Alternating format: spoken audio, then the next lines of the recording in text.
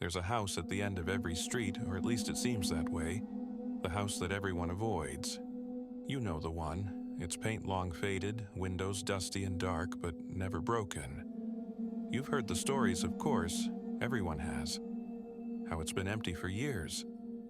How the last family to live there moved out in a hurry, leaving everything behind as if they were running from something unseen.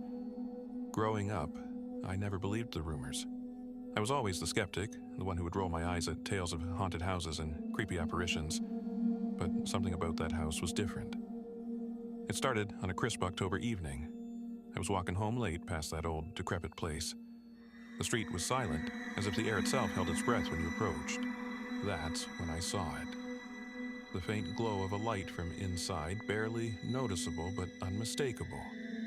Curious and a bit reckless, I stepped off the sidewalk and crept closer. I peered through the broken fence and toward the second-story window where the light seemed to flicker. And then I saw it. A face. Pale, gaunt, with hollow eyes staring right at me. It was too high up to be anyone standing outside, so it had to be inside. But the face didn't move, it didn't blink, it was just there, watching me. Chills shot down my spine, but I forced myself to move closer, convincing myself it was a reflection or some trick of the light. But as I neared, the air grew colder. My breath fogged in front of me, though it wasn't cold enough for that. I looked up again, and the face was gone. I laughed it off, shaking my head at my own nerves, and walked home. But that night I couldn't sleep. Every time I closed my eyes, I saw that face. Its lifeless eyes, its gray sunken skin. I told myself I had imagined it, but deep down, I knew what I saw. A few nights later, I passed the house again, this time deliberately. I had to know, and sure enough, there was the light, flickering faintly from the same window, and the face just as still, just as hollow. But this time, I noticed something I hadn't before. Its mouth was moving, slowly, subtly, as if it were whispering something. My heart raced, but I couldn't pull myself away. I strained to listen, stepping closer and closer until I could almost hear it.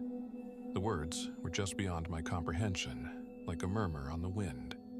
I leaned in, closer still, desperate to understand, when suddenly the face moved, its mouth stretching into an unnatural grin, teeth gleaming in the dim light. I stumbled back, tripping over the cracked sidewalk. I scrambled to my feet and ran as fast as I could, never looking back. The nightmares started that night. Every time I closed my eyes, I saw that face. It would be in the corner of my room, staring at me with that same dead expression, or I would hear the faint whispering in my ear, too quiet to make out but too loud to ignore. I stopped sleeping, I stopped walking by the house, but it didn't matter, the face was everywhere. Then, one night, I woke up and there it was, standing at the foot of my bed. My heart pounded in my chest, but I couldn't move, I couldn't scream. The face stared at me, its eyes wide and black, its mouth still whispering those words I could never understand. But now, it was closer. So close that I could feel its breath on my skin. And then I understood. Let me in.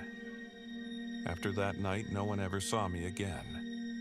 I'm still here, though, trapped, just like the others, watching from that window. And soon, you'll see me too.